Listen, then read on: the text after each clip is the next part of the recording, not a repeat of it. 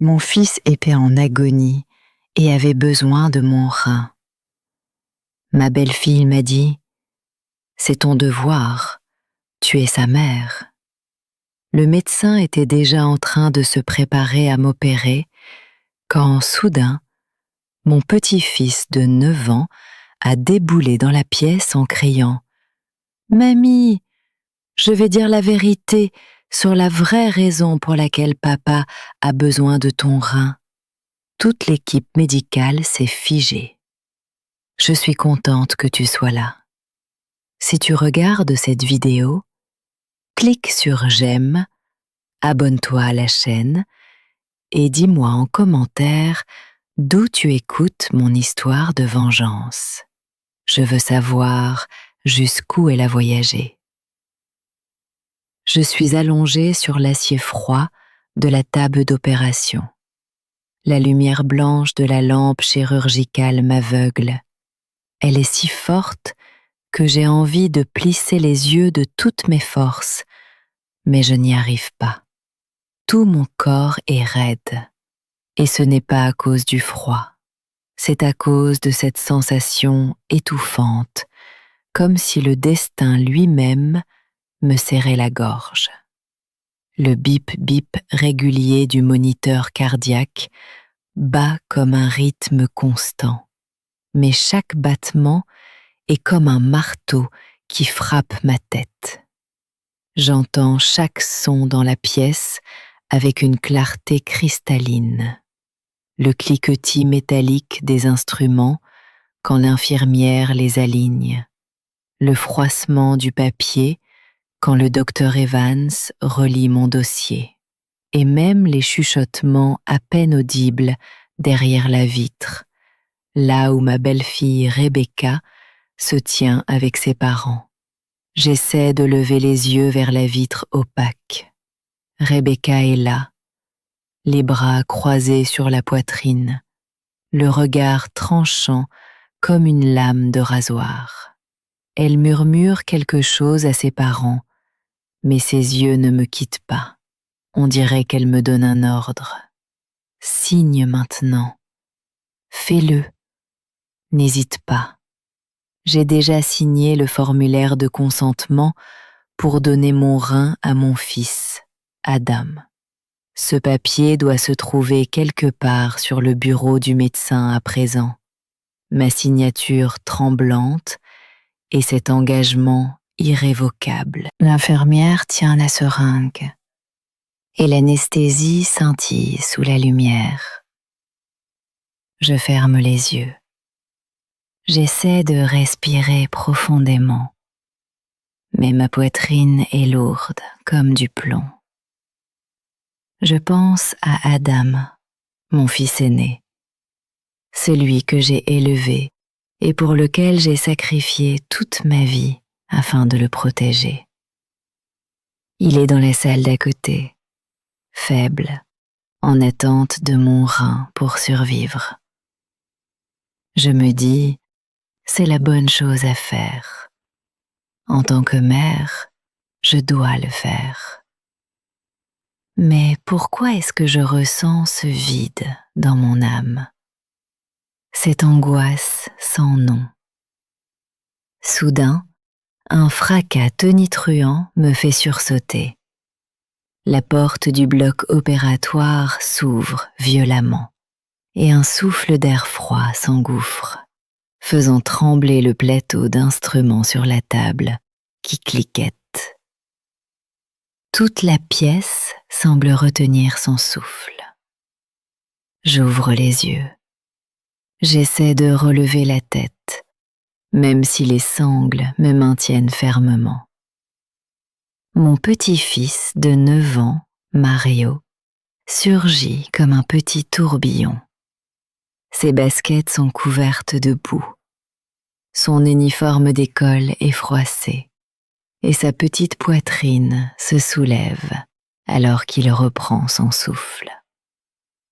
Derrière lui, une infirmière terrorisée le poursuit en criant « Mon enfant, tu ne peux pas entrer ici. Mon Dieu, arrête !» Mais Mario ne s'arrête pas. Il fonce droit vers moi, ses grands yeux ronds remplis de peur, mais aussi de détermination. « Mamie, dit-il d'une voix tremblante, si claire que cela me serre le cœur. Je dois dire à tout le monde pourquoi mon papa a vraiment besoin de ton rein. » Toute la salle tombe dans le silence. Le bip-bip du moniteur cardiaque paraît soudain plus fort, comme s'il voulait déchirer l'espace. Un médecin tout proche laisse tomber une pince chirurgicale. Le bruit du métal sur le sol de marbre est assourdissant. Une coupure nette dans la tension. Je regarde Mario, mon petit-fils, celui que je serre encore dans mes bras et à qui je lis des histoires chaque soir. Le voilà, agrippé à un vieux téléphone portable, le visage pâle, mais les yeux brillants. Qu'est-ce qu'il sait? Pourquoi dit-il ça? Mon cœur s'emballe comme s'il voulait sortir de ma poitrine. Je veux hurler pour lui demander tout de suite, mais ma gorge est si sèche que je n'arrive pas à sortir un mot. Le docteur Evans, le chirurgien en chef, fronce les sourcils. Il lève la main, faisant signe à toute l'équipe de s'arrêter. Sa voix est grave, mais tranchante. « Quoi que tu aies à dire, dis-le maintenant. » Je vois son regard passer sur moi et se poser sur Mario, comme si lui aussi était pris dans cet instant étrange. De l'autre côté de la vitre, Rebecca frappe sur la porte, faisant vibrer le verre. « Ne l'écoutez pas !» crie-t-elle d'une voix stridente, presque hystérique. « Ce n'est qu'un enfant, vous verrez. » Mais le regard de Rebecca n'est plus froid. Il tremble de panique, comme si un secret allait être révélé. Mario ne regarde pas sa mère. Il ne regarde que moi, serrant le téléphone dans sa petite main si fort que ses phalanges blanchissent. Il prend une grande inspiration, comme s'il rassemblait tout le courage de sa vie. Je veux me redresser, le prendre dans mes bras, lui dire de ne pas avoir peur. Mais je ne peux pas bouger.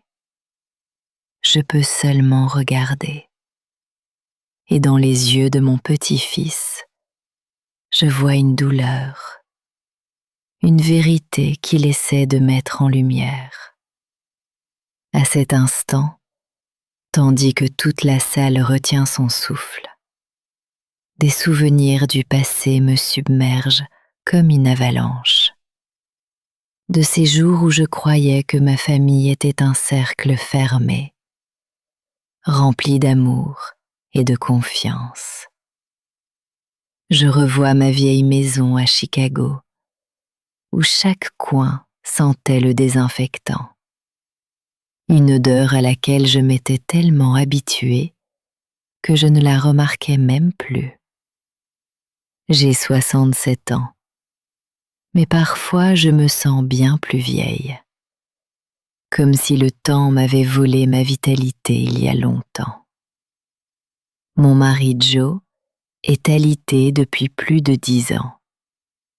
Il reste assis dans son vieux fauteuil roulant, dont les roues grincent chaque fois que je le pousse dans le jardin pour qu'il prenne un peu d'air. Il parle à peine. Seulement, de temps en temps, il laisse échapper un soupir, le regard perdu dans le vide. Une fois, je lui ai pris la main et je lui ai demandé : « Joe, tu es fatigué de cette vie ? » Il a seulement cligné des yeux sans répondre. Je ne sais pas s'il m'a comprise ou si je me parlais à moi-même. Cette maison était tout mon monde, l'endroit où j'ai élevé mes 2 fils, Adam et Brandon. J'ai tout fait pour les faire avancer. Je me levais à l'aube pour aller au marché vendre des légumes. L'après-midi, je restais assise à coudre des vêtements pour les voisins. Et parfois, je veillais jusqu'à minuit pour repriser des chemises déchirées et les livrer à temps. Mes mains sont devenues rugueuses et calleuses. Mes ongles, toujours tachés de terre, à force de fouiller au marché. Mais je ne me suis jamais plainte. Je voulais juste qu'Adam et Brandon aient une vie meilleure, qu'ils ne souffrent pas comme moi. Adam, mon fils aîné, était ma fierté. Il était fort, grand. Il travaillait dans la construction et rentrait toujours avec un rire sonore. Mais ces dernières années, il a commencé à faiblir. Au début, ce n'était que de la fatigue. Puis, petit à petit, je l'ai vu pâlir, les yeux creusés, et j'ai ressenti une terreur horrible le jour où il m'a dit qu'il urinait du sang. Je l'ai serré contre moi et j'ai demandé « Adam, qu'est-ce qui ne va pas, mon fils? Dis-moi. » Il a seulement secoué la tête et souri faiblement. « Ne t'inquiète pas, maman, c'est sûrement à cause du travail. » Rebecca, ma belle-fille, est entrée dans nos vies comme un vent étrange. Elle était belle. Elle parlait avec douceur. Et au début, j'ai sincèrement cru qu'elle était une bénédiction pour Adam. Elle prenait soin de lui avec diligence. Elle rapportait des médicaments à la maison, surveillait ses repas, lui rappelait de prendre ses comprimés à l'heure exacte. Tous les voisins me félicitaient. « Vous avez tellement de chance, Madame Jones, d'avoir une belle-fille si attentionnée. » Et je le croyais aussi. Chaque fois que je voyais Rebecca tendre un bol de soupe à Adam, je me disais que je m'inquiétais pour rien.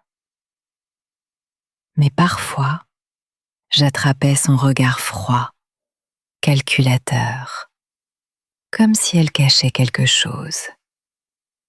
Une fois, je l'ai vue dans le jardin, chuchotant au téléphone tard dans la nuit, d'une voix basse mais pressée. « Ne t'inquiète pas, tout se déroule selon le plan. » Je lui ai demandé « Rebecca, qui appelles-tu si tard ?» Elle a sursauté, puis a ri nerveusement. « Juste une amie, maman. Retourne dormir. » Brandon, mon fils cadet, était différent. Il a 26 ans. Il vit à quelques rues de chez moi et travaille comme plombier et électricien. Brandon parle peu, mais chaque fois qu'il venait me voir, il apportait toujours quelque chose à manger. Parfois des oranges, d'autres fois du pain encore chaud. Il s'asseyait près de moi pour réparer le ventilateur de plafond qui grinçait ou changer une ampoule dans la cuisine. Un jour, Il m'a regardée et il a dit de sa voix grave: Maman, ne te tue pas à la tâche comme ça. Je ne veux pas te voir épuisée. J'ai juste souri et agité la main. Je peux encore tenir, Brandon. Inquiète-toi plutôt pour ton frère. Il a plus besoin de toi. Mais Brandon a seulement secoué la tête, le regard plein de soucis. Mario, mon petit-fils, était ma seule joie dans ces jours lourds. Il a 9 ans et venait souvent chez moi avec son petit sac à dos sur le dos. Mario aimait s'asseoir dans le jardin et jouer avec des petites voitures en plastique que je lui avais achetées dans un marché aux puces. Il me racontait des histoires, des récits innocents qui parfois me laissaient figée. Une fois, il m'a regardée de ses yeux ronds et a dit: Mamie, maman parle au téléphone la nuit. Je l'ai entendu dire quelque chose à propos de médicaments, mais je n'ai pas compris. J'ai souri et ébouriffé ses cheveux. Je suis sûre qu'elle demandait juste quelque chose au médecin pour ton papa. Ne pense pas autant à ça, mon garçon. Mais au fond de moi, une graine d'inquiétude commençait à germer.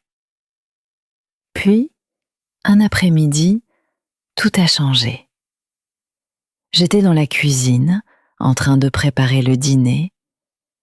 L'odeur du riz grillé flottait dans l'air quand Rebecca est entrée.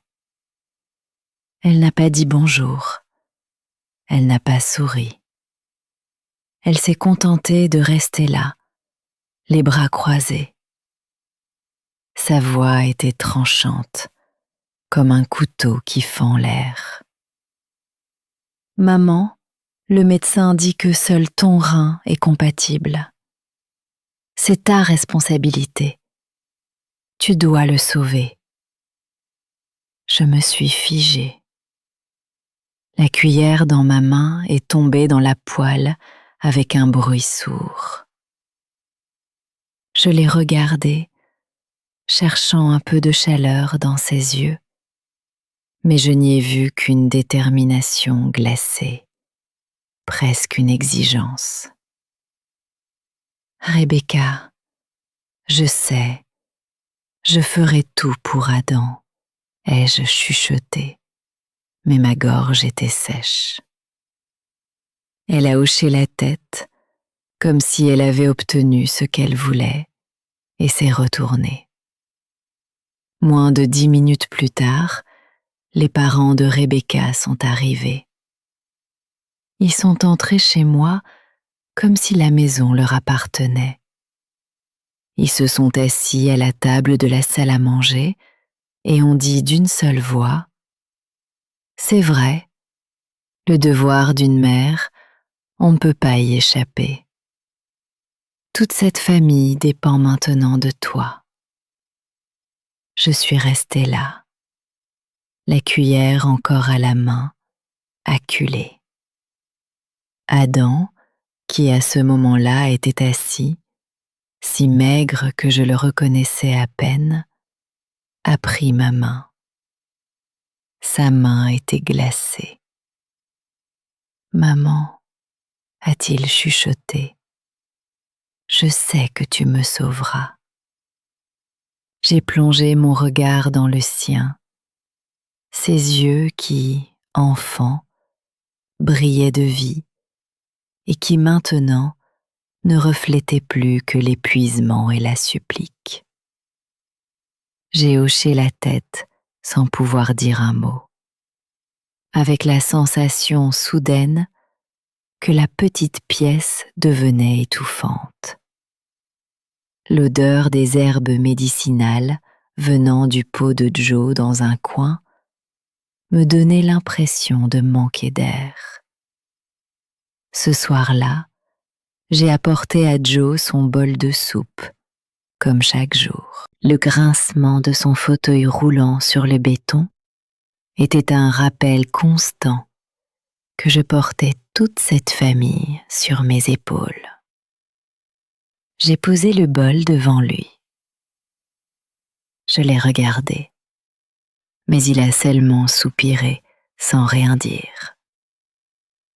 Je voulais lui parler, lui demander si je faisais ce qu'il fallait, mais il était là, immobile, comme une ombre. Je suis sortie dans le jardin où Mario jouait avec sa petite voiture. Il a levé ses yeux brillants, mais ils étaient pleins de doutes. « Mamie, a-t-il dit, et si quelqu'un tombait malade parce qu'une autre personne lui donne des médicaments ?» Je me suis arrêtée net. Mon cœur a raté un battement. « Pourquoi tu demandes ça, mon garçon ?» ai-je dit en essayant de rester calme. Mais Mario a simplement baissé la tête et a continué à pousser sa voiture sans répondre. Ce que je ne savais pas, c'est qu'à cet instant précis, j'étais au bord d'un abîme et qu'il ne me restait que quelques pas avant d'y tomber. Les jours qui suivirent cet après-midi-là, quand Rebecca est venue chez moi et ne m'a laissé aucun choix, j'ai eu l'impression que ma vie était écrasée par une pression invisible, plus lourde que la chaleur étouffante de l'été à Chicago. Je continuais à me lever tôt, à aller au marché vendre mes légumes et mes oranges, à m'asseoir sous une lumière faible pour coudre des vêtements. Mais mon âme n'était plus en paix. Chaque pas que je faisais, chaque point que je piquais, portait en lui une question. Est-ce que je fais la bonne chose ? Est-ce que je dois vraiment me sacrifier comme ça ? Et pourtant, le regard suppliant d'Adam, les paroles tranchantes de Rebecca et les regards interrogateurs de ses parents s'accrochaient à moi, sans me laisser une seule seconde pour respirer. Le lendemain matin, alors que le soleil commençait à peine à poindre, Rebecca était déjà à ma porte. Je venais tout juste de préparer du thé. L'odeur de la menthe verte commençait à peine à remplir la maison quand elle est entrée sans frapper, sans dire bonjour. « Maman !» a-t-elle dit d'une voix dure comme un clou. Le médecin dit qu'il ne reste plus beaucoup de temps.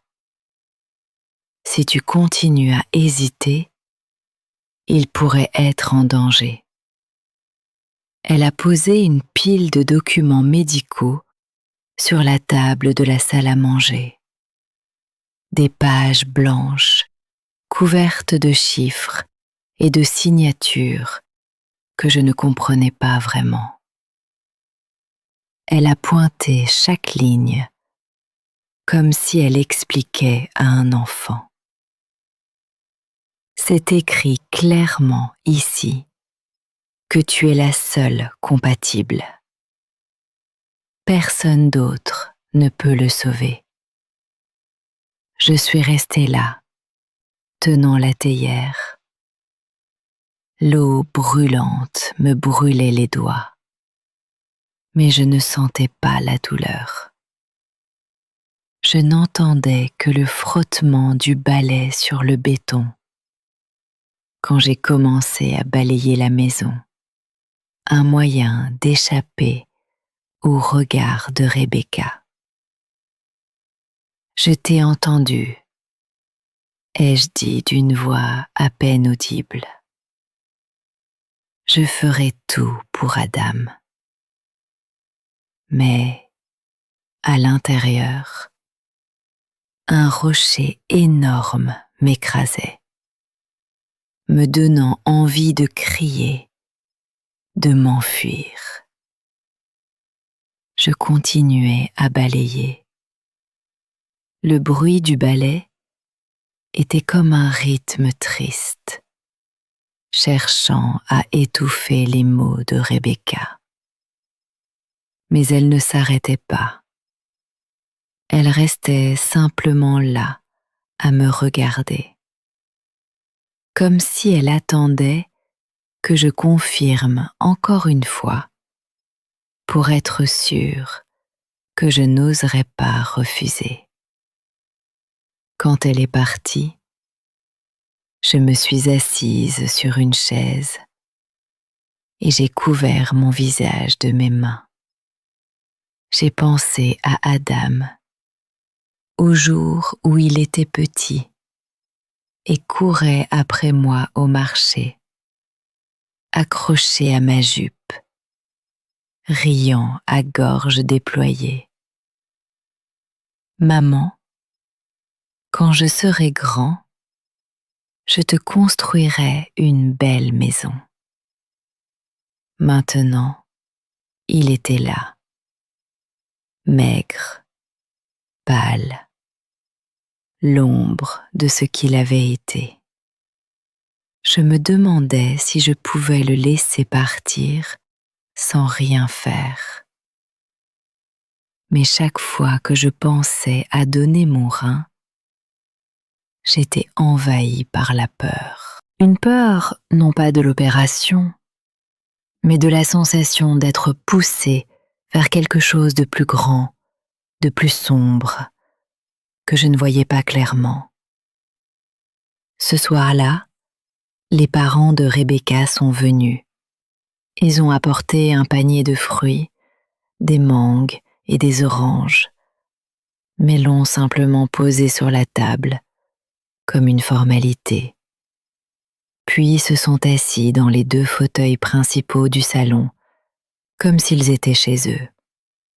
Son père, Monsieur Collins, a toussé 2 fois et a dit d'une voix rauque: « De mon temps, les parents sacrifiaient tout pour leurs enfants. Ma grand-mère a vendu toutes ses terres pour sauver son fils. Maintenant, c'est ton tour. Tu dois faire pareil. » La mère de Rebecca, Madame Peterson, a hoché la tête avec un regard tranchant comme une lame. « Si tu refuses, l'honneur de cette famille sera dans la boue. Qu'est-ce que les voisins diront? Ils diront que tu n'aimes pas ton fils, que tu ne mérites pas d'être une mère. » J'étais assise là, agrippant le bord de la table, me sentant acculée dans un coin sombre. Je voulais parler, leur demander pourquoi tout le poids reposait sur moi, mais je n'arrivais pas à ouvrir la bouche. J'ai seulement baissé la tête et hoché légèrement, comme un automate. Le dîner, ce soir-là, était lourd comme des funérailles. Rebecca, avec un charme factice, a déposé un morceau de poulet dans mon assiette, mais sa voix était froide. « Maman, garde tes forces pour l'opération. » J'ai regardé le poulet dans mon assiette, mais je n'arrivais pas à avaler. Adam était assis en face de moi, le visage émacié, les yeux creusés. Il a essayé de sourire faiblement. « Maman, je sais que tu vas me sauver. Comme toutes les fois où tu m'as sauvé quand j'étais petit. Ces mots m'ont transpercé comme un coup de couteau. Je me suis rappelé les jours où il avait une forte fièvre et où je restais éveillée toute la nuit à lui tamponner le front avec des linges mouillés, ou les fois où il tombait de son vélo et où je courais pour panser ses blessures. J'avais toujours été là. J'avais toujours été cette mère prête à tout, mais cette fois, pourquoi avais-je si peur? Brandon était assis dans un coin de la table, silencieux comme une ombre. Il ne mangeait pas. Il remuait seulement sa cuillère dans son bol de soupe, sans quitter Rebecca des yeux. Je voyais dans son regard une suspicion, comme s'il essayait de percer le masque de ma belle-fille. Je voulais lui poser des questions, mais je n'osais pas. L'air dans la pièce était épais. Le seul son était le tintement des cuillères contre les assiettes, comme des marteaux sur ma conscience. Après le dîner, Rebecca s'est levée et a pris elle-même l'assiette d'Adam pour l'emporter à la cuisine et la laver, sans laisser personne d'autre y toucher. Elle l'a fait vite, mais je l'ai vue vérifier l'assiette très attentivement, comme si elle avait peur que quelqu'un y voie quelque chose. Cette nuit-là, je n'ai pas pu dormir.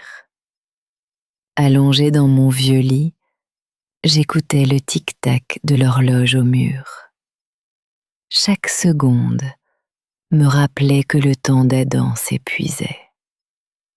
Je me suis levée et j'ai descendu le couloir pour prendre un verre d'eau. Et là, j'ai entendu des chuchotements venant de la chambre d'Adam et de Rebecca. Je me suis arrêtée, debout dans le noir, retenant mon souffle. La voix de Rebecca était basse, mais distincte. Oui, après la greffe, on aura toutes les données. Ne t'inquiète pas, elle n'osera pas refuser. Je suis restée figée, le cœur battant, les mains tremblant, tellement que j'ai dû m'appuyer contre le mur pour ne pas tomber. Des données, de quoi parlait-il? Je voulais frapper à la porte, la confronter. Mais à cet instant précis, Rebecca l'a ouverte. Elle a sursauté en me voyant, puis a souri faussement. « Encore debout, maman ?» J'appelais juste pour demander au sujet de ses médicaments. J'ai hoché la tête et je me suis éloignée. Mais j'avais l'impression que des épines s'enfonçaient dans mon cœur. Le sourire de Rebecca, sa voix, tout était faux, comme un masque cachant quelque chose de terrible. Dans les jours qui suivirent cette conversation tendue avec Rebecca et ses parents, j'avais l'impression de vivre dans un rêve brumeux, où tout ce qui m'était familier devenait étrange et effrayant. Je continuais mes tâches quotidiennes, aller au marché vendre, coudre des vêtements, nourrir mon mari Joe. Mais chaque geste était mécanique, sans âme. Mon cœur était lourd, comme si un nuage noir planait au-dessus de ma tête. Et les mots de Rebecca, le regard suppliant d'Adam, tournaient dans mon esprit, sans me laisser un seul instant de répit. Puis, un après-midi, quand Mario, mon petit-fils de 9 ans est venu. La première fissure est apparue dans le mur de confiance que j'essayais de maintenir debout. Mario est entré avec ses baskets tachées de boue et ses petites mains encore collantes de peinture du cours d'art plastique. Il a posé son vieux sac à dos dans un coin, s'est assis par terre et a sorti la voiture en plastique que je lui avais achetée l'an dernier au marché aux puces. Je l'ai regardé, essayant de sourire, mais j'avais l'esprit en désordre. Mario avait toujours été une petite lumière dans mes jours sombres, avec ses histoires innocentes et son rire cristallin. Mais ce jour-là, il ne souriait pas. Il poussait sa voiture d'avant en arrière sur le sol, avec un air perdu. Et soudain, il a levé la tête et m'a fixé. « Mamie » a-t-il dit d'une voix basse mais claire. Et si papa n'était pas malade à cause de la vie, mais parce que quelqu'un lui donne des médicaments exprès? J'ai sursauté, comme si on m'avait giflé. La cuillère dans ma main a failli tomber, mais j'ai réussi à la retenir, tremblante. « Pourquoi tu dis ça, Mario ?» ai-je demandé, en essayant de garder une voix calme. Mais mon cœur battait à tout rompre. J'ai plongé mon regard dans le sien, si limpide, mais chargé d'une inquiétude trop grande pour son âge. Mario n'a pas répondu tout de suite. Il a baissé la tête et a continué à jouer avec sa voiture. Mais je l'ai vu serrer son poing, comme s'il retenait quelque chose. J'ai voulu le prendre dans mes bras, lui demander davantage, mais je n'ai réussi qu'à rire nerveusement. « Tu penses trop, mon garçon. Ton papa est malade et les médecins le soignent. » Mais mon sourire était forcé. Et Mario ne m'a pas rendu le mien. Il m'a seulement regardé. Il s'est levé en silence, a pris son sac à dos et a couru chez lui. La question de Mario était comme une pierre jetée dans le lac calme de mon cœur, créant des ondes de doute. Je suis restée dans ma petite cuisine, à regarder les légumes sur la table, incapable de me concentrer. J'ai pensé à Adam, au flacon de pilules que Rebecca apportait toujours, à la manière dont elle contrôlait tout ce qui concernait mon fils. Je me suis dit que j'imaginais sûrement des choses. Rebecca était la femme d'Adam. Elle l'aimait. Elle ne lui ferait jamais de mal. Mais au plus profond de moi, je savais que quelque chose n'allait pas. Cet après-midi-là, Brandon est venu avec sa boîte à outils, disant qu'il allait réparer la lumière de la cuisine qui clignotait la veille au soir. Je l'ai regardé monter sur l'échelle, tourner, serrer, et la lumière de la nouvelle ampoule a illuminé toute la cuisine. Puis, en redescendant avec l'ancienne ampoule à la main, Brandon m'a regardé avec un sérieux inhabituel. « Maman » a-t-il dit d'une voix basse, presque un murmure. Ma belle-sœur agit de façon très étrange. J'ai vu des flacons de pilules sans étiquette dans l'armoire à médicaments de mon frère. et elle les cache très bien. J'ai sursauté et l'assiette que je lavais dans l'évier m'a échappé, éclaboussant d'eau mon chemisier. « Qu'est-ce que tu racontes ?» ai-je demandé, la voix étranglée. Brandon est descendu de l'échelle et s'est planté devant moi, les yeux pleins d'inquiétude. « Maman, j'ai peur que ce que ton fils a ne soit pas une maladie normale. J'ai peur que quelqu'un... » Il n'a pas terminé sa phrase, mais son regard disait tout. Je suis restée là, les mains mouillées, avec l'impression que le sol s'ouvrait sous mes pieds. Je voulais hurler, dire à Brandon qu'il se faisait des idées, que Rebecca ne pouvait pas faire une chose si terrible. Mais je n'ai pas pu parler. Je n'ai fait que regarder Brandon.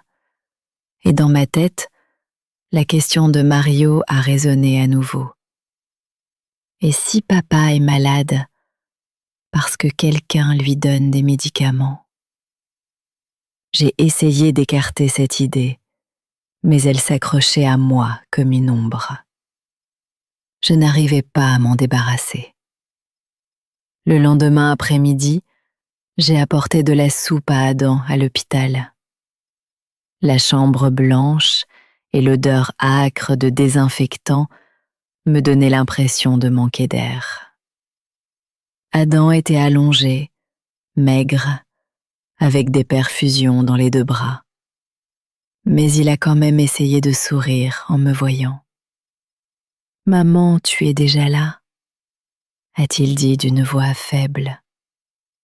J'ai posé le bol sur la table de nuit et au moment où j'allais lui donner la première cuillerée, j'ai vu Rebecca près du lit, tenant un verre d'eau. Elle a discrètement laissé tomber dans le verre une pilule d'une couleur étrange. Un geste si rapide que si je n'avais pas regardé attentivement, je ne l'aurais pas remarqué. Quand je suis entrée, elle a sursauté et a renversé un peu d'eau par terre. « Quelle pilule est-ce, Rebecca ?»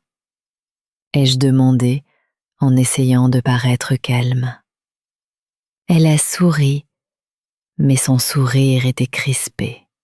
« C'est un complément pour son rein. Le médecin l'a prescrit. » J'ai hoché la tête, mais un frisson m'a parcouru l'échine. Je ne pouvais pas rester calme. Après qu'Adam a fini de manger, j'ai cherché le médecin de garde, un homme d'âge mûr aux lunettes épaisses. « Docteur ?» ai-je demandé d'une voix tremblante.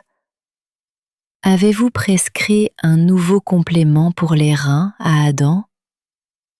Il a été surpris et a consulté le dossier. « Non, nous n'avons rien prescrit de nouveau.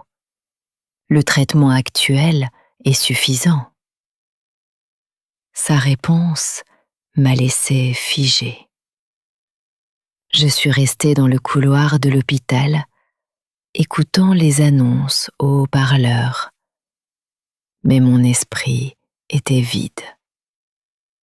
Rebecca avait menti. C'était quoi cette pilule?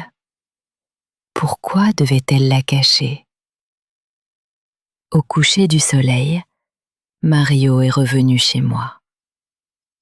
Cette fois, il n'a pas joué avec sa voiture. Il s'est assis sur une chaise et a sorti de son sac à dos un vieux téléphone portable à l'écran fissuré. « Mamie » a-t-il dit d'une voix basse mais ferme, « je veux que tu écoutes ça. » Il a tapé quelque chose et m'a tendu le téléphone. Un enregistrement s'est lancé. C'était la voix de Rebecca, chuchotée mais claire. Après la greffe, Les résultats des tests seront parfaits. Ne t'inquiète pas, elle n'osera pas refuser. J'ai laissé tomber le téléphone. Mes mains tremblaient de façon incontrôlable. J'ai regardé Mario, mon petit-fils, et j'ai vu ses yeux rouges, comme s'il était aussi effrayé que moi.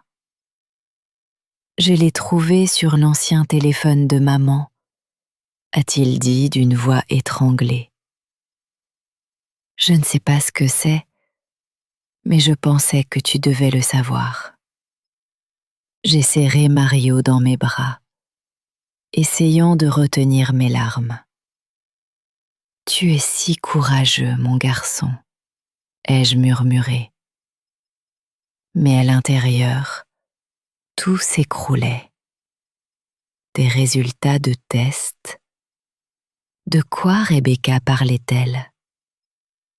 J'ai pensé à Adam, au flacon sans étiquette, au regard soupçonneux de Brandon, à la pilule colorée dans le verre d'eau.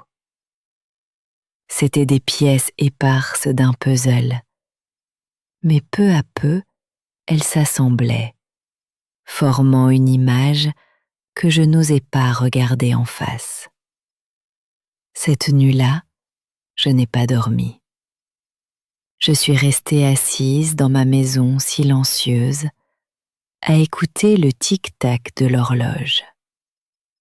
Chaque seconde me rappelait que le temps d'Adam s'épuisait. Un matin, je suis allée à l'hôpital en portant une vieille boîte en plastique contenant de la nourriture chaude. L'odeur du riz et de la viande mijotée s'échappait des bords. La chambre d'Adam était blanche, froide, et l'odeur de désinfectant était si forte que j'avais du mal à respirer. Je m'étais habituée à cet environnement, mais ce jour-là, je le sentais peser sur ma poitrine. Adam était allongé, les yeux creusés, le visage pâle. Mais il a quand même essayé de sourire en me voyant. « Maman, tu es là si tôt ?» a-t-il dit d'une voix aussi faible qu'un soupir. J'ai posé la nourriture sur la table de nuit et j'ai tenté de sourire. Mais une tempête faisait rage en moi. Les doutes des jours précédents, la question de Mario, l'avertissement de Brandon, tout hurlait dans ma tête sans me laisser de paix. Rebecca était déjà là, assise près du lit d'Adam, fixant la poche de perfusion qui goûtait lentement. Elle ne m'a pas regardée. Elle n'a pas dit bonjour. Elle a seulement hoché la tête en silence, comme si ma présence allait de soi. Sur la table de nuit, j'ai remarqué un petit flacon de pilules, à moitié caché sous une serviette en papier froissé. Le flacon n'avait pas d'étiquette, juste un petit contenant en plastique blanc avec à l'intérieur d'étranges pilules bleues. Je l'ai pris en essayant de garder la voix ferme. « Quel médicament est-ce, Rebecca ?» Elle a sursauté. Elle a presque bondi et m'a arraché le flacon des mains si vite que j'ai reculé d'un pas. « Ce sont juste des vitamines, maman » a-t-elle dit avec un sourire aussi faux que de la peinture bon marché. Le médecin les a prescrites pour aider son rein. J'ai hoché la tête, mais un frisson m'a glacée. Le sourire de Rebecca, la manière dont elle m'avait arraché le flacon, tout sonnait faux, comme si elle cachait un secret que je n'étais pas censée connaître. Je me suis assise près d'Adam et j'ai commencé à le nourrir. Mais mon esprit était ailleurs. Je pensais aux flacons sans étiquette, à ce que Brandon avait dit sur ce médicament étrange que Rebecca cachait. Je pensais à Mario, à sa question innocente mais tranchante. Et si papa est malade parce que quelqu'un lui donne des médicaments? Je voulais interroger Rebecca sur le champ. Je voulais crier et exiger la vérité. Mais j'avais peur. Peur que si j'ouvrais la bouche, tout s'effondre et que je perde Adam pour toujours. J'ai regardé mon fils lutter pour avaler chaque bouchée et je me suis dit, Mary, tu dois te calmer. Tu dois découvrir ce qui se passe d'abord. À midi, Brandon est venu à l'hôpital. Il est entré avec les mains encore tachées de graisse du travail et sa vieille chemise usée aux épaules. Il n'a rien dit. Il s'est contenté de s'asseoir en silence dans un coin, observant Rebecca, qui était dans le couloir, en train de parler à une infirmière. Quand elle est partie, Brandon s'est approché de moi et a sorti un petit sac en plastique de son sac à dos. Maman, je veux que tu vois ça, a-t-il chuchoté d'une voix tendue comme une corde de guitare. Il m'a montré son téléphone. À l'écran, il y avait des photos un peu floues, mais assez nettes pour arrêter mon cœur. On y voyait Rebecca sur le parking de l'hôpital prendre discrètement un petit sac dans le coffre de sa voiture et le remettre à un homme inconnu. L'homme portait une veste noire et une casquette qui lui couvrait presque tout le visage. Mais on distinguait clairement le sachet de médicaments dans la main de Rebecca. J'ai pris ces photos hier, a dit Brandon d'une voix tremblante. Je l'ai suivi parce que je trouvais son comportement très étrange. Maman, j'ai peur qu'elle fasse quelque chose à mon frère, Adam.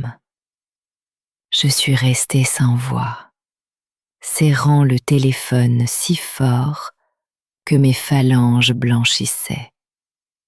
Le sol froid de l'hôpital semblait absorber toute la chaleur de mon corps. Brandon, ai-je murmuré, tu es sûr? Tu as entendu ce qu'il disait? Brandon a secoué la tête, les yeux rouges. Je n'entendais pas bien, mais je l'ai vu donner le sac à l'homme, et lui a remis une enveloppe. Maman, ce n'est pas normal. J'ai plongé mon regard dans celui de Brandon. J'y ai vu l'inquiétude et la rage, et j'ai su qu'il ne mentait pas. Mais je ne voulais toujours pas y croire. Rebecca était la femme d'Adam. Elle avait juré de s'occuper de lui. Comment pouvait-elle faire quelque chose d'aussi horrible? Cet après-midi-là, quand je suis rentrée chez moi, Mario est revenu encore une fois. Il n'a pas couru ni joué comme d'habitude. Il s'est assis en silence sur une chaise, serrant son sac à dos contre lui. « Mamie » a-t-il dit d'une voix basse mais déterminée.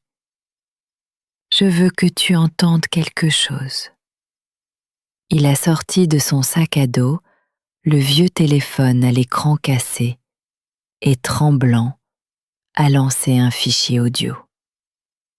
La voix de Rebecca a résonné, chuchotée, mais tranchante comme une lame qui me transperçait le cœur.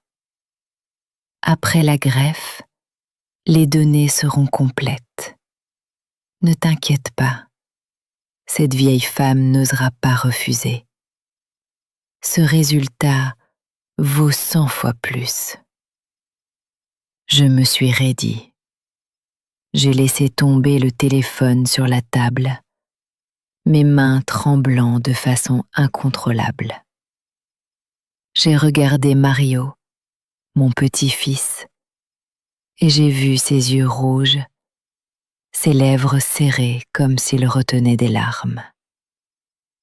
Je l'ai trouvé sur l'ancien téléphone de maman, a-t-il dit d'une voix étranglée. Je ne sais pas ce que c'est, mais je pensais que tu devais le savoir. Je l'ai serré contre moi, avec l'impression que le monde entier s'effondrait à mes pieds. Tu es si courageux, Mario, ai-je murmuré, mais ma voix s'est brisée et des larmes ont roulé sur mes joues. J'ai pensé à Adam, aux flacons sans étiquette, aux photos de Brandon, à l'enregistrement de Mario. Des pièces éparses, oui, mais elles s'assemblaient, dessinant une image sombre que je n'osais pas affronter. Que faisait Rebecca? Quelles données? Quel résultat? Et pourquoi disait-elle que cette vieille femme n'oserait pas refuser? Je me sentais trahie. Pas seulement par Rebecca, mais par ma propre foi dans la famille, dans l'amour. Cette nuit-là, je n'ai pas dormi. Je suis restée assise dans ma maison silencieuse, à écouter les sirènes d'une ambulance dans la rue, les lumières rouges et bleues clignotant à travers la fenêtre comme des entailles dans mon âme. Je pensais à Adam, à la manière dont il s'affaiblissait chaque jour, aux médicaments étranges, au chuchotement calculateur de Rebecca. Je pensais à Brandon, à la suspicion et à l'inquiétude dans ses yeux. Et à Mario, ce petit garçon de 9 ans qui m'avait courageusement apporté la vérité. Je tenais ma tête, avec l'impression que mon cerveau allait exploser. Je voulais courir à l'hôpital, confronter Rebecca, crier, exiger des explications. Mais j'avais peur. Peur que la vérité soit encore plus horrible que je ne l'imaginais. Peur de ne pas avoir la force de la supporter. Je me suis levée, je suis sortie dans le jardin et j'ai regardé la pâle lumière de la lune. J'ai pensé à Joe, mon mari silencieux, qui ne pouvait que rester assis et regarder tout cela. Je voulais lui parler, lui demander quoi faire, mais je savais qu'il ne répondrait pas. J'étais seule avec les morceaux d'une vérité qui se révélait lentement. Le lendemain matin, je me suis réveillée avec l'impression que le monde entier pesait sur ma poitrine. Le chant des oiseaux dans le jardin, un son qui d'ordinaire m'apaisait, me paraissait maintenant comme des couteaux qui me transperçaient l'esprit. Je savais qu'aujourd'hui était le jour où l'hôpital prendrait les décisions finales concernant la greffe du rein d'Adam. Les indices que Mario et Brandon m'avaient donnés, l'enregistrement, les photos, le flacon sans étiquette, tout tournait dans ma tête. Mais je n'osais pas les affronter. J'avais peur que, si je creusais davantage, je découvre une vérité que je ne pourrais pas supporter. Je voulais juste sauver Adam, revoir mon fils en bonne santé, même si le prix devait être une partie de mon corps. Mais au fond de moi, je savais que les choses n'étaient pas si simples. L'hôpital m'avait programmé pour midi. Je suis entrée dans une petite salle de réunion où le docteur Evans m'attendait déjà. Il a étalé les résultats d'analyse sur la table. Des feuilles blanches, remplies de chiffres et de graphiques que je ne comprenais pas. « Madame Jones », a-t-il dit d'une voix grave mais ferme, « nous avons tout examiné attentivement. Vous êtes la personne la plus compatible pour donner votre rein à Adam. Si nous ne procédons pas bientôt, sa vie sera en danger. » J'étais assise là, agrippant le bord de mon chemisier, la tête bourdonnante, comme si j'avais un essaim d'abeilles à l'intérieur. « Je comprends », ai-je chuchoté. Mais ma voix était si basse que je doutais qu'il m'ait entendue. Le docteur Evans m'a regardé et son expression s'est adoucie. « Avez-vous besoin de plus de temps pour y réfléchir ?» a-t-il demandé. J'ai secoué la tête. Non pas parce que j'avais déjà décidé, mais parce que j'avais l'impression de n'avoir aucune issue. Rebecca, ses parents, et même Adam, tous comptaient sur moi, et je ne pouvais pas laisser mon fils mourir. À travers la vitre de la porte, j'ai vu Rebecca debout, les bras croisés. Son regard, toujours aussi tranchant, a adressé un signe de tête à sa mère, Madame Peterson, comme si elle était sûre que je n'oserais pas refuser. Ce geste m'a glacée, comme s'il jouait une partie d'échecs et que je n'étais qu'un pion. Je voulais me lever et crier que je savais pour le flacon, pour l'enregistrement, mais je n'y arrivais pas. Je restais assise, piégée dans une cage invisible, sans échappatoire. Ce soir-là, j'ai réuni toute la famille dans ma petite maison. Le salon était bondé. La lumière jaunâtre d'une vieille ampoule se reflétait sur les murs usés. J'ai posé une théière sur la table. L'odeur de la menthe verte ne parvenait pas à dissiper l'atmosphère lourde. Les parents de Rebecca, Monsieur Collins et Madame Peterson, étaient assis au centre, occupant les 2 meilleures chaises comme s'ils étaient les propriétaires. Rebecca était assise à côté d'eux, les mains jointes, me lançant un regard de côté comme pour s'assurer que je ne reculerais pas. Adam était allongé sur un canapé, le visage pâle, la respiration faible. Brandon était adossé au mur, silencieux, mais ses yeux étaient rouges, comme s'il retenait une fureur prête à exploser. Mario était recroquevillé dans un coin, serrant son petit sac à dos, les yeux pleins de détresse. J'ai pris une grande inspiration. Mes mains tremblaient quand j'ai posé la théière.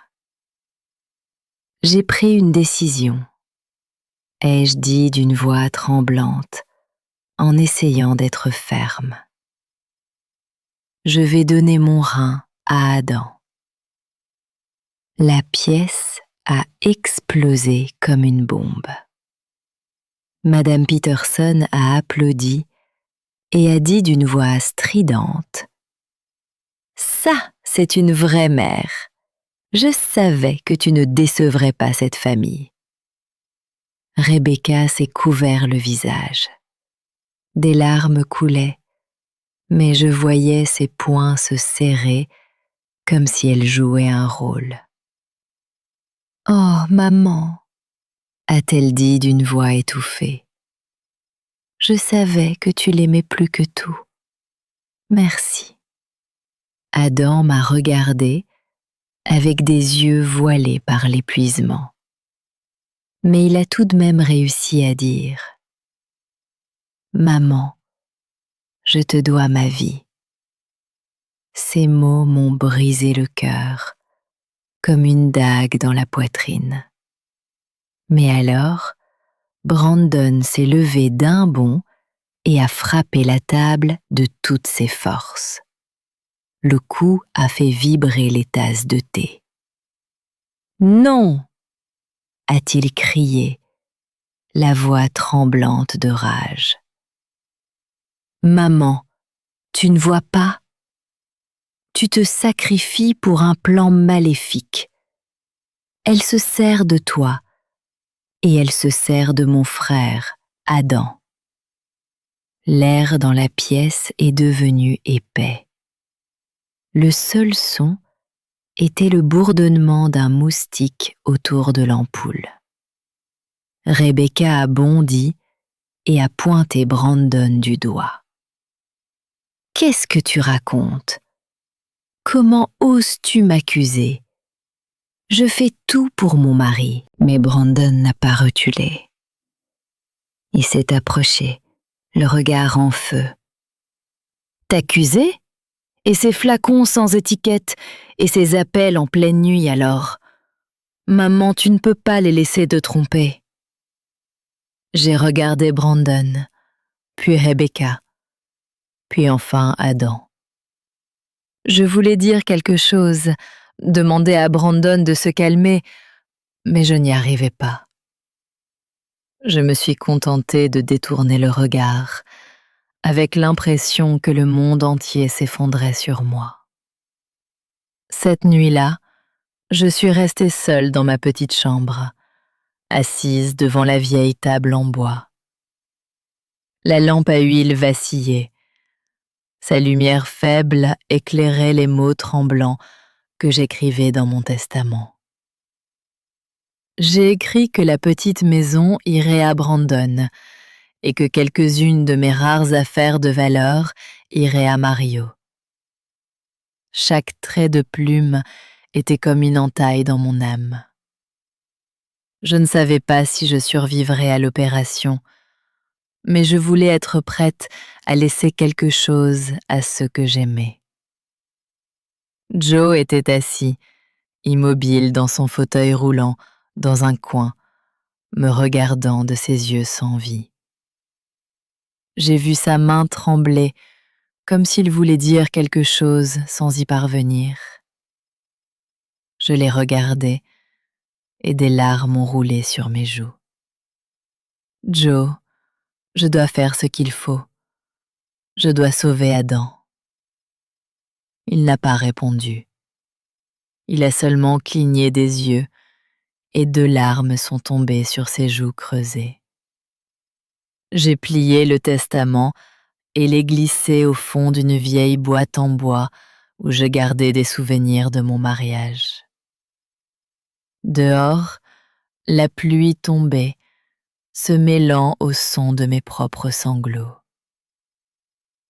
Tôt le matin, alors que le ciel était encore sombre et que le brouillard s'accrochait aux petites rues menant à l'hôpital, j'étais allongée sur un brancard dans une ambulance. Je serrais un petit sac en tissu contenant des vêtements de rechange et un mouchoir brodé que j'avais depuis le jour de mon mariage. La sirène hurlait, mais je n'y prêtais plus attention. Les lampadaires passaient derrière la fenêtre, flous comme mes rêves brisés. Je fermais les yeux et j'essayais de respirer, mais ma poitrine était lourde. Aujourd'hui, c'était le jour où je donnerais mon rein à Adam, mon fils. J'avais déjà décidé. J'avais écrit mon testament. Je m'étais préparée mentalement, mais mon cœur était toujours noué, comme si j'entrais dans un cauchemar dont je ne pourrais pas me réveiller. Quand l'ambulance s'est arrêtée, une infirmière a poussé le brancard dans un couloir d'hôpital interminable. Le grincement des roues sur le carrelage était comme un marteau qui frappait ma tête. Rebecca marchait juste derrière moi. Ses pas étaient légers mais fermes, comme ceux d'une gardienne. « Ne t'inquiète pas, maman », a-t-elle dit d'une voix basse mais tranchante. « Après l'opération, tout ira bien. » Je l'ai regardée du coin de l'œil et j'ai vu un éclair de triomphe dans son regard, comme si elle avait déjà remporté la victoire. Son sourire m'a glacée, non pas à cause du froid, mais à cause de la sensation d'être conduite dans un plan où je n'étais qu'un pion sans volonté. À l'accueil, les parents de Rebecca, Monsieur Collins et Madame Peterson, étaient déjà là. Ils étaient habillés avec soin. Monsieur Collins dans un vieux costume bien repassé et Madame Peterson dans une robe rouge vif, comme s'ils venaient assister à un grand événement et non à une opération. Ils ont pris Rebecca par le bras et ont salué les médecins avec une amabilité exagérée, comme s'ils les connaissaient depuis toujours. J'ai entendu Madame Peterson rire bruyamment en disant à un jeune médecin « Merci pour tout votre soutien, docteur. Nous n'oublierons pas ce service. » Je me tenais là, serrant mon sac en tissu, me sentant étrangère dans ma propre histoire. Adam avait déjà été conduit dans une salle d'attente. On m'a permis de le voir avant d'entrer au bloc. La petite pièce était froide, ses bras maigres étaient couverts de perfusion. Son visage était pâle, ses yeux creusés. Mais en me voyant, il a essayé de sourire faiblement. « Maman, merci », a-t-il murmuré, la voix brisée par l'épuisement. Je lui ai pris la main. Elle était glacée et j'ai eu envie de pleurer. « Adam, je ferai tout pour que tu ailles mieux, » lui ai-je dit. Mais ma voix tremblait, comme si je cherchais à me convaincre moi-même. J'ai regardé mon fils dans les yeux. J'y ai vu une confiance totale et je me suis demandé, est-ce que je fais la bonne chose ou est-ce que je risque ma vie pour quelque chose que je ne comprends pas entièrement? Soudain, Brandon est arrivé en courant, les mains encore tachées de graisse du travail. il haletait. Sa chemise était trempée de sueur, comme s'il avait couru de très loin. « Maman, ne le fais pas », a-t-il dit, presque en suppliant, en me prenant par les épaules. « Je t'en prie, ne donne pas ton rein. Il y a quelque chose qui ne va pas. » J'ai regardé Brandon. J'ai vu ses yeux rouges, remplis de rage et d'inquiétude. Je voulais lui dire que j'avais déjà décidé, que je ne pouvais pas laisser Ada mourir. Mais les mots ne sortaient pas. J'ai simplement posé ma main sur la sienne. Je l'ai serrée doucement et j'ai laissé l'infirmière m'emmener. Brandon est resté là, impuissant, criant derrière moi. « Maman, écoute-moi !» Mais je ne me suis pas retournée. Je n'osais pas me retourner parce que j'avais peur que, si je croisais le regard de Brandon, je m'effondre. Le couloir de l'hôpital était long et froid. L'odeur de désinfectant était si forte qu'elle me donnait la nausée. Une voix impersonnelle a retenti dans les haut-parleurs. Salle d'opération numéro 3, préparation pour greffe de rein. On m'a conduite dans une salle où une infirmière m'a mis une charlotte et un masque. La blouse bleue froide qu'on m'a enfilée me rappelait que j'étais sur le point de perdre une partie de mon corps. Je me suis regardée dans le miroir. J'ai vu mon visage amaigri, mes yeux cernés. Je me suis demandé, « Mary, qu'est-ce que tu fais ? Es-tu sûre que c'est ce qu'il faut ?» Puis l'image d'Adam sur son lit d'hôpital m'est revenue. J'ai serré les dents et j'ai continué.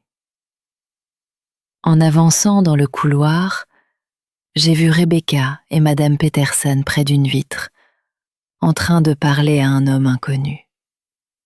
Il portait une veste noire et une casquette qui lui cachait le visage, identique à l'homme de la photo que Brandon m'avait montrée.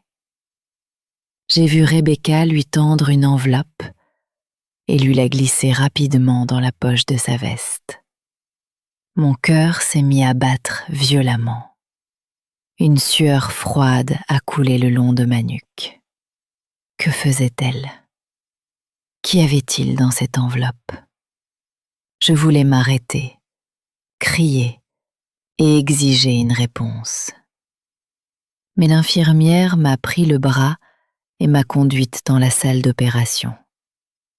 À l'intérieur, la lumière blanche me frappait droit dans les yeux, si forte que j'ai dû plisser les paupières. Le docteur Evans était là, le visage sérieux mais calme. « Tout est prêt, Madame Jones », a-t-il dit d'une voix grave. « Détendez-vous. » J'ai hoché la tête, mais mon corps était raide. L'infirmière a placé des électrodes sur ma poitrine et le bip-bip des moniteurs cardiaques était constant. Mais chaque battement ressemblait à un avertissement. Rebecca est apparue de l'autre côté de la vitre. Elle a collé son visage contre la fenêtre et a fait signe de signer vite vers les papiers qu'une autre infirmière tenait. J'ai pris le stylo, tremblante. L'encre a bavé sur le papier. En signant, j'ai eu l'impression de signer ma propre condamnation. J'ai regardé ma signature brouillée. J'ai pensé au testament écrit la veille, à Brandon, à Mario et je me suis demandé, est-ce la dernière fois que je suis consciente? Alors que le médecin s'apprêtait à injecter l'anesthésie, mon cœur battait furieusement. Une sueur froide trempait mon dos. J'ai fermé les yeux. J'ai essayé de respirer, mais les images d'Adam, de Brandon, de Mario et de Rebecca tournaient dans ma tête.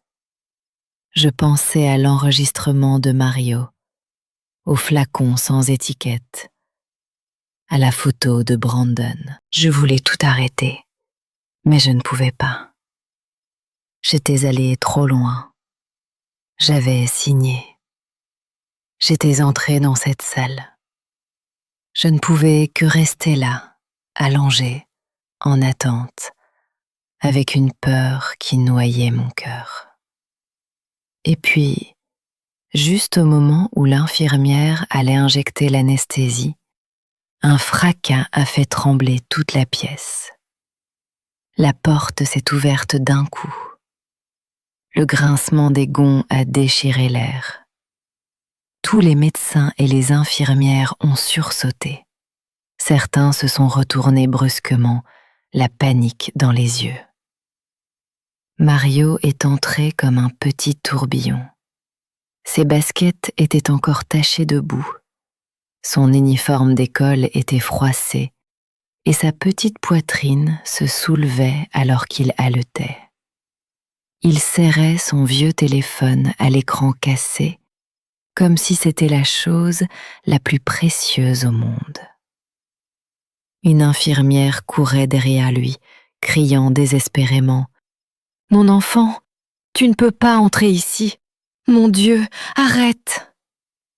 Mais Mario ne s'est pas arrêté.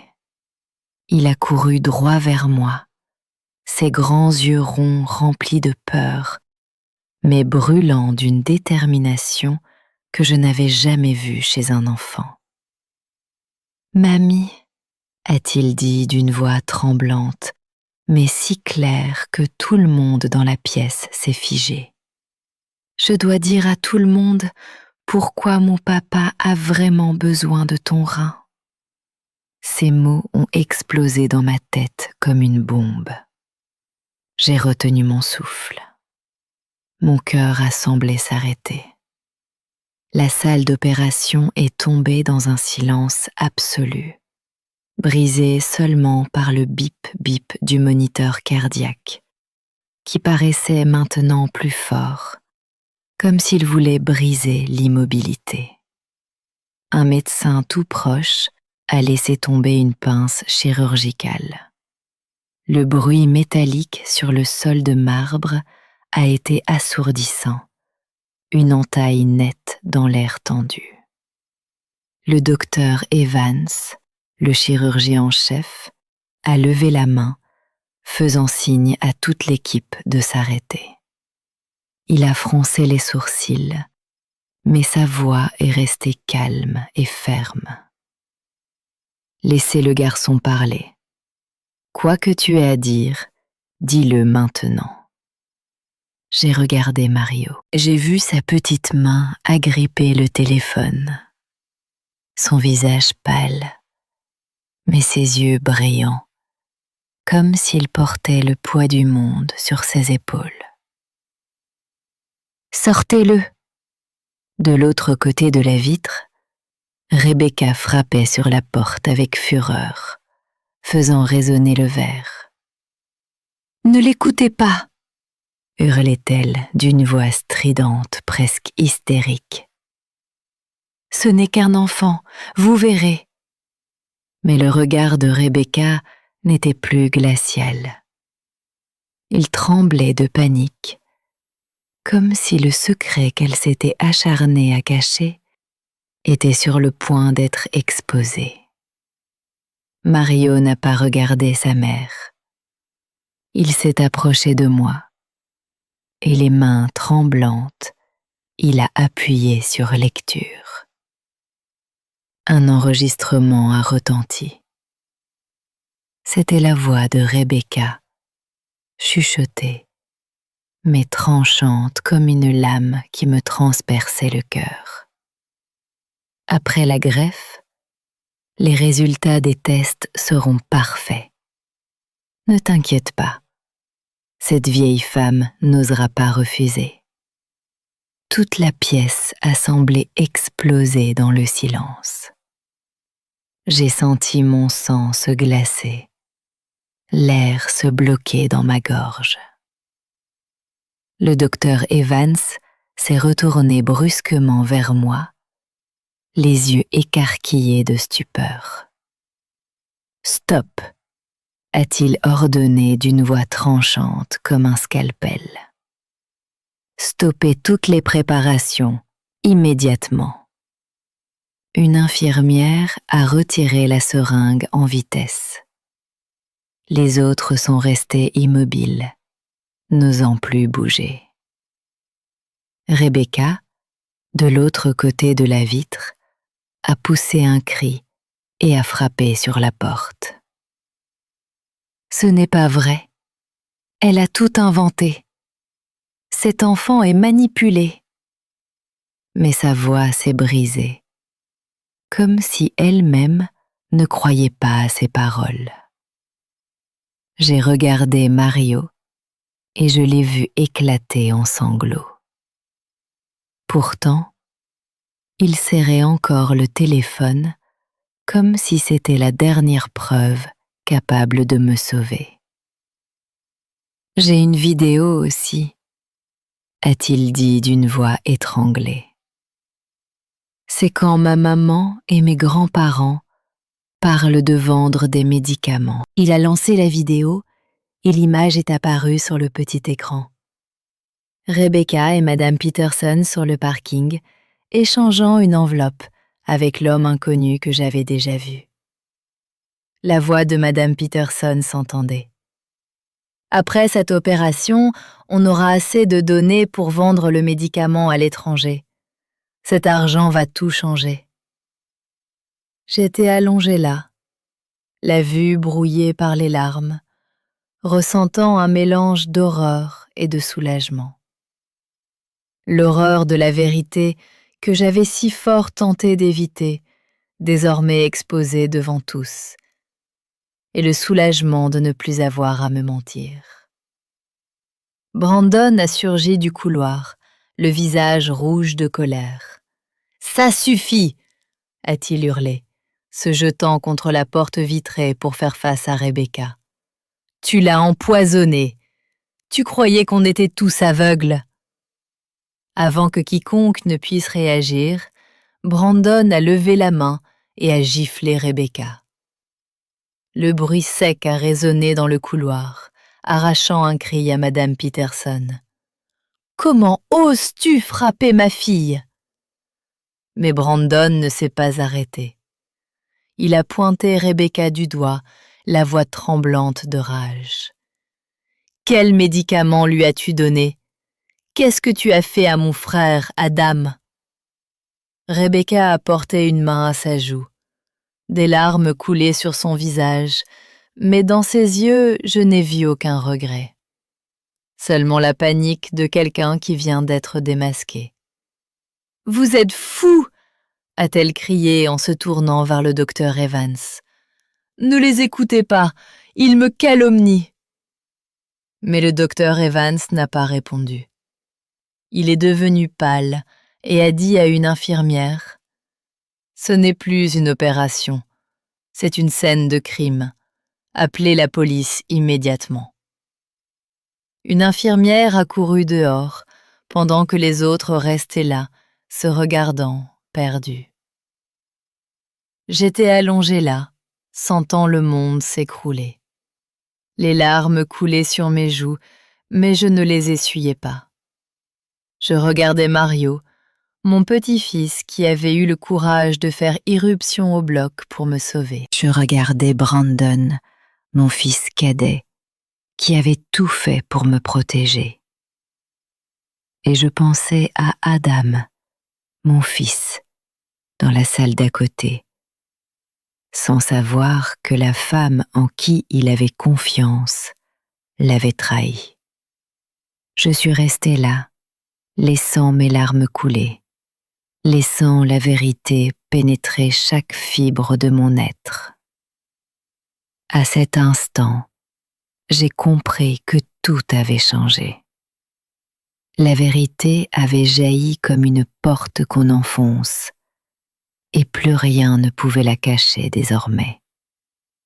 La salle d'opération, qui auparavant était froide et silencieuse, était devenue un champ de bataille chaotique.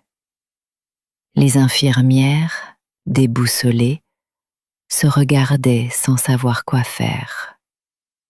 Le docteur Evans fronçait les sourcils. Son regard acéré balayait chaque personne comme s'il tentait de maintenir l'ordre au cœur de la tempête. J'étais allongée là, la vue brouillée par les larmes, incapable pourtant de détacher mes yeux de la scène. La vérité que Mario venait de révéler était comme un feu, brûlant jusqu'à la dernière parcelle de confiance qu'il me restait.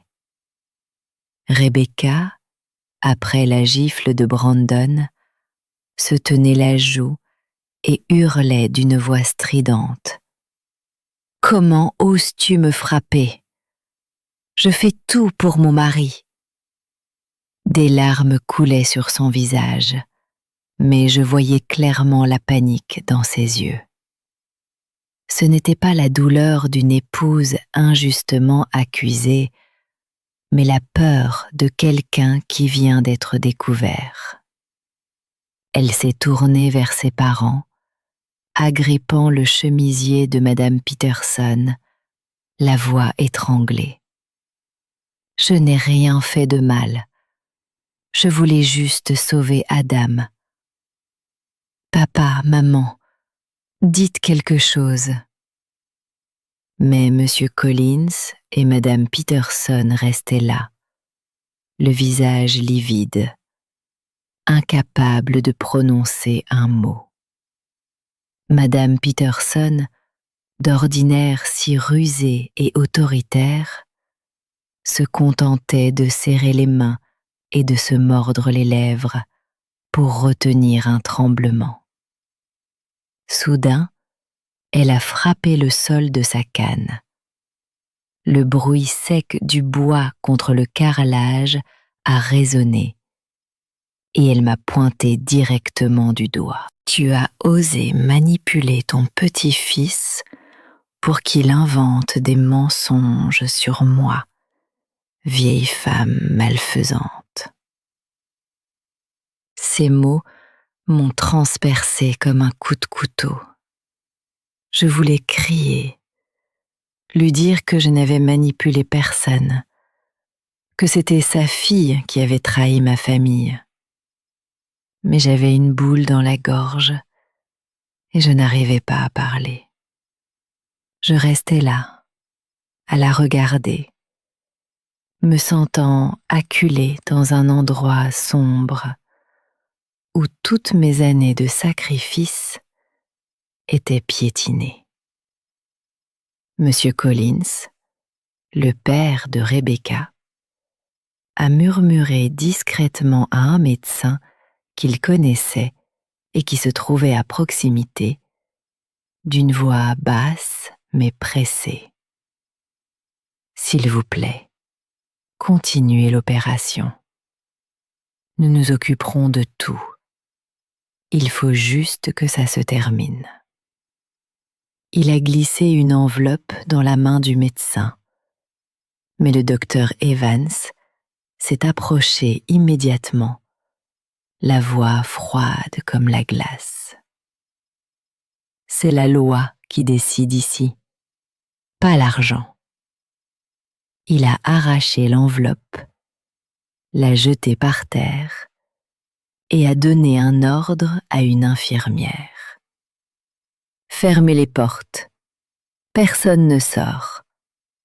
Je vais prévenir la direction de l'hôpital tout de suite. » Le bruit de ses pas était ferme, comme une déclaration que tout avait échappé à tout contrôle. Brandon, depuis le couloir, a fait éruption dans la salle d'opération, ignorant les tentatives d'une infirmière pour l'arrêter. Il m'a saisi par les épaules, les yeux rouges, et a crié « Maman, ne donne pas ton rein. C'est tout leur plan. Elle a empoisonné mon frère. Tu ne vois pas, Adam ?» La voix de Brandon tremblait, pleine de rage et de douleur. J'ai plongé mon regard dans le sien et j'y ai vu le désespoir d'un fils qui essaie de protéger sa mère.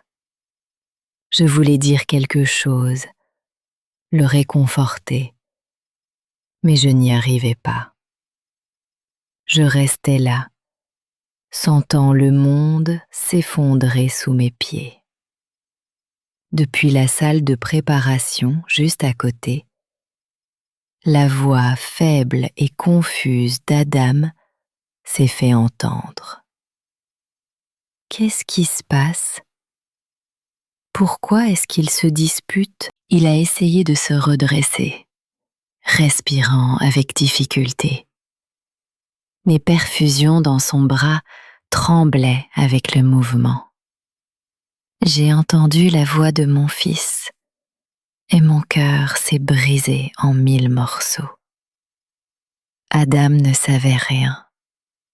Il ne savait pas que la femme qu'il aimait, celle en qui il avait confiance, avait entraîné toute la famille dans une conspiration sombre. Je voulais courir vers lui, le serrer dans mes bras, lui dire que tout irait bien. Mais je ne pouvais pas bouger. Je restais seulement allongée, les larmes coulant, déchirée entre mon amour pour Adam et l'horrible vérité qui venait d'éclater.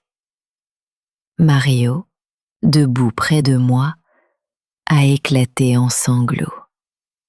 Mais il a quand même levé le téléphone et a dit d'une voix étranglée « J'ai une autre vidéo. C'est quand ma maman donne les médicaments à mes grands-parents. » Il a lancé la vidéo et l'image est apparue sur le petit écran. Rebecca et Madame Peterson sur le parking, en train de faire l'échange avec l'homme inconnu. La voix de Madame Peterson s'est fait entendre, claire et froide. Si la greffe réussit, on pourra vendre le médicament à l'étranger. Avec cet argent, on pourra blanchir tous les profits sales. Toute la salle est tombée dans le silence. Une infirmière s'est couvert la bouche, les yeux grands ouverts d'horreur. Le docteur Evans était figé, serrant le dossier comme pour contenir sa rage. Rebecca, affolée, s'est jetée sur Mario pour lui arracher le téléphone et tenter de le jeter par terre. « Non, c'est faux !» a-t-elle hurlé, la voix brisée. Mais Brandon a été plus rapide.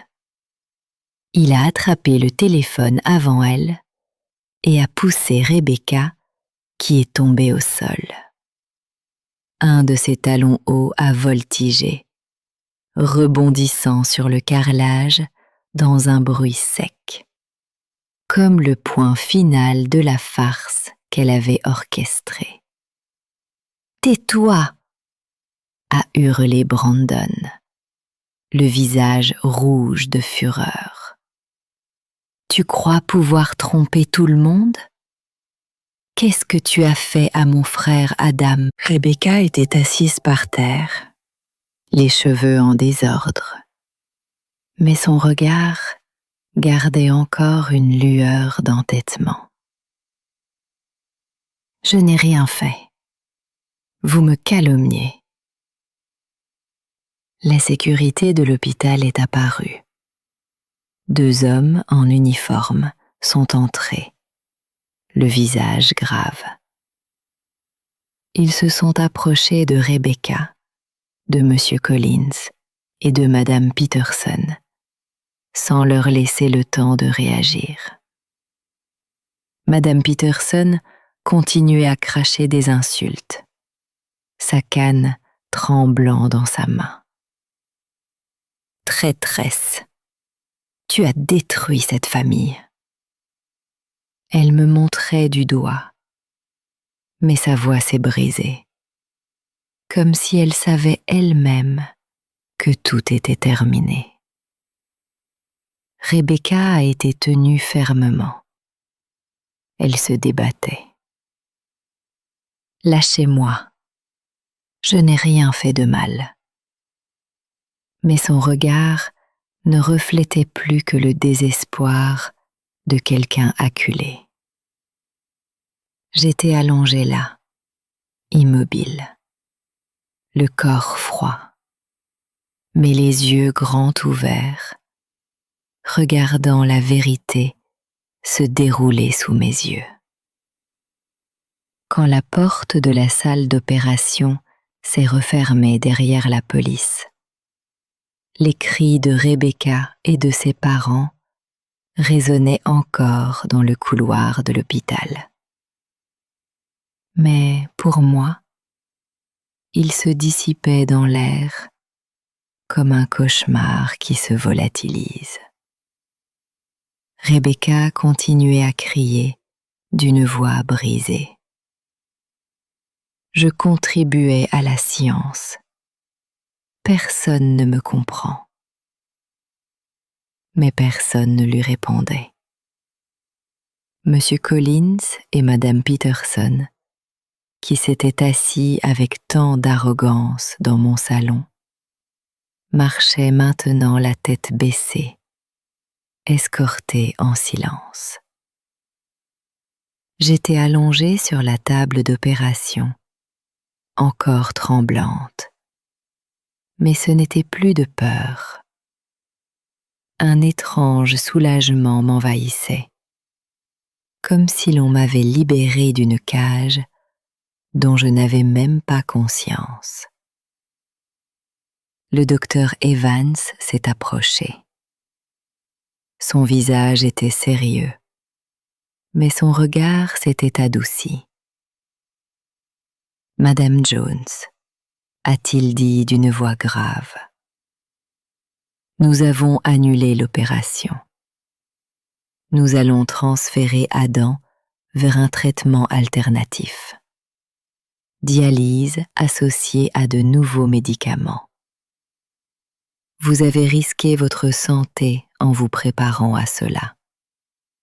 Mais vous avez sauvé sa vie et votre dignité. » Je l'ai regardé. Les larmes coulaient sur mes joues, mais je ne les essuyais pas.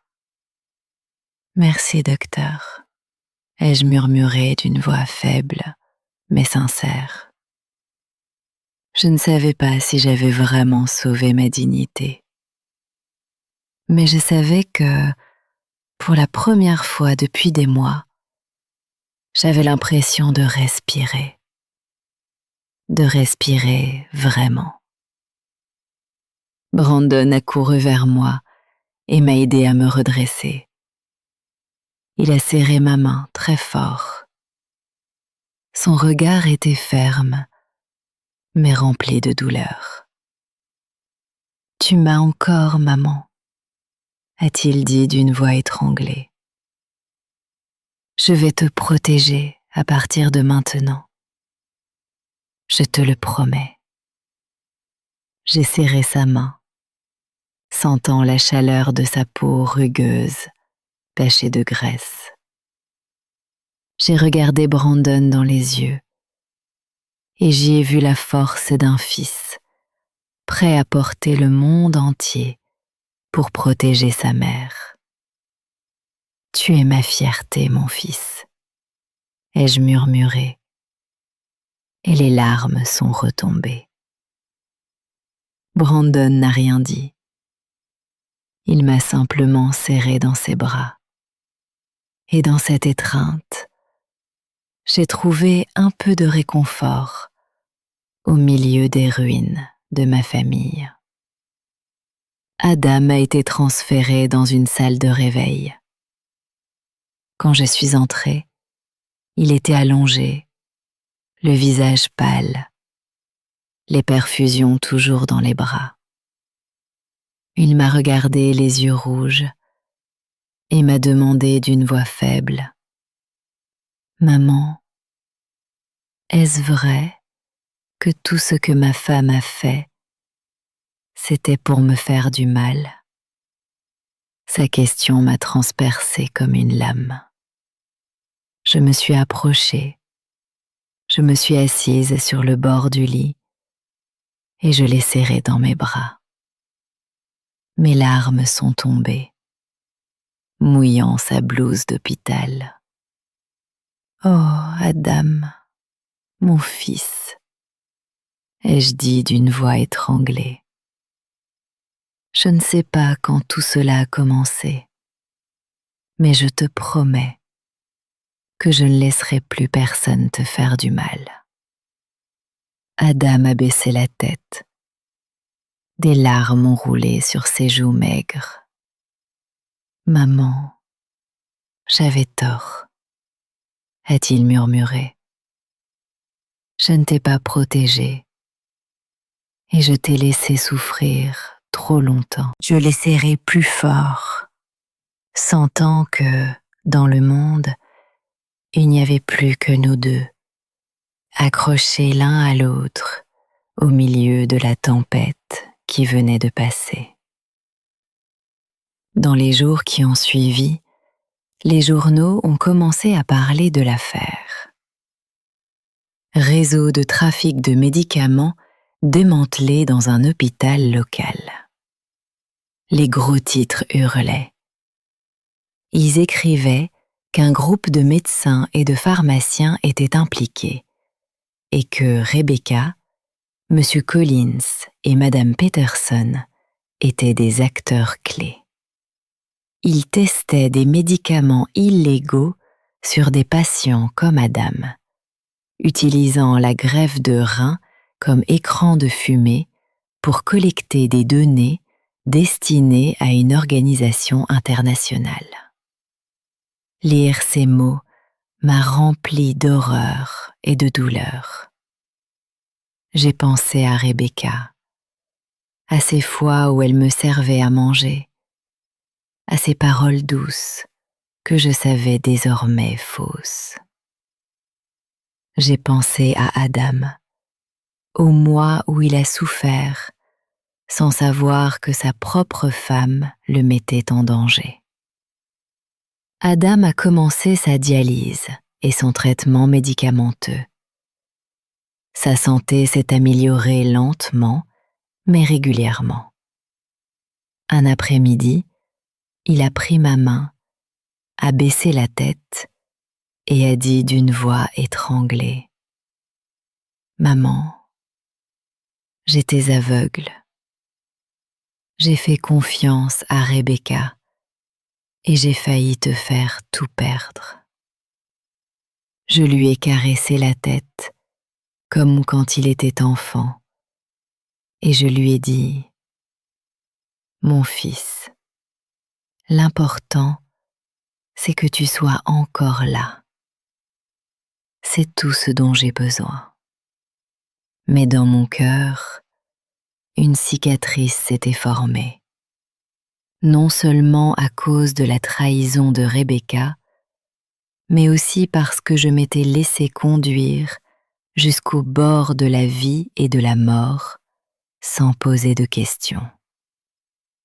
Je suis retournée dans ma petite maison, où Joe était toujours immobile dans son fauteuil roulant.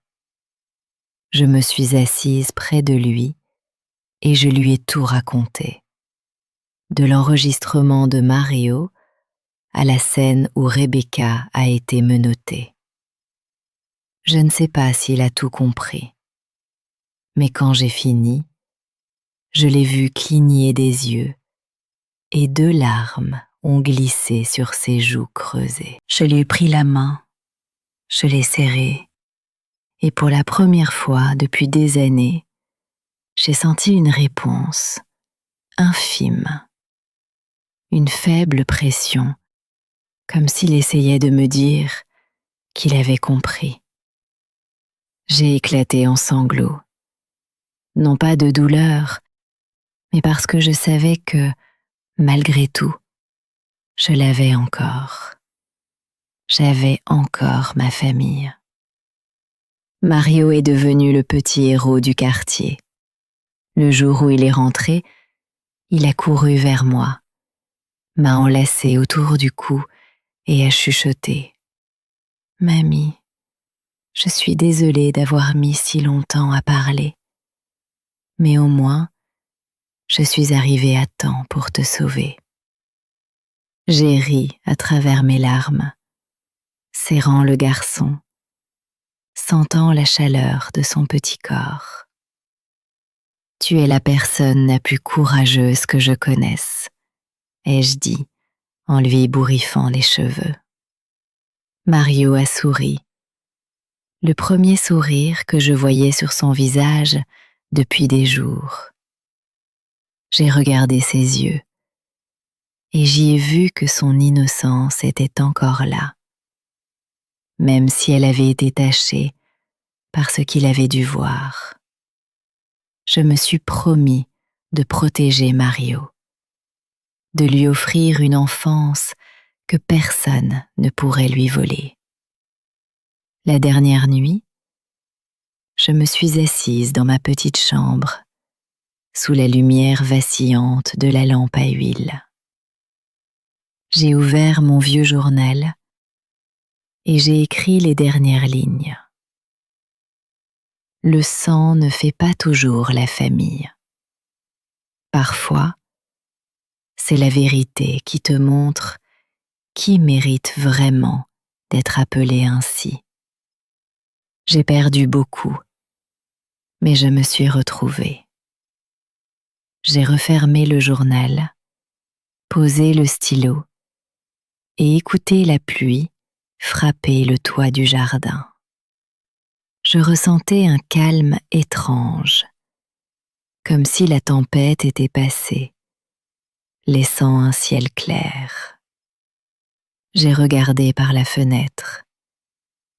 J'ai vu la pâle lumière de la lune éclairer le jardin.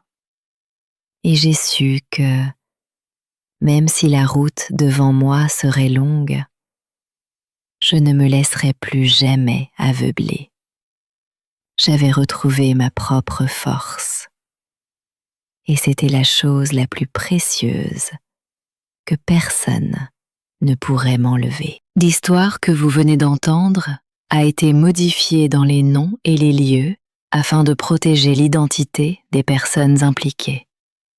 Nous ne racontons pas cela pour juger, mais avec l'espoir que quelqu'un écoute et s'arrête pour réfléchir. Combien de mères souffrent en silence à l'intérieur de leur propre foyer? Je me demande sincèrement, que feriez-vous si vous étiez à ma place? Choisiriez-vous de vous taire pour préserver la paix? Ou oseriez-vous affronter tout cela pour retrouver votre voie? Je veux connaître votre opinion, parce que chaque histoire est comme une bougie capable d'éclairer le chemin de quelqu'un d'autre. Dieu bénit toujours, et je suis convaincue que le courage nous mène vers des jours meilleurs. En attendant, sur l'écran final, je vous laisse avec 2 des histoires les plus aimées de la chaîne. Je suis sûre qu'elles vous surprendront.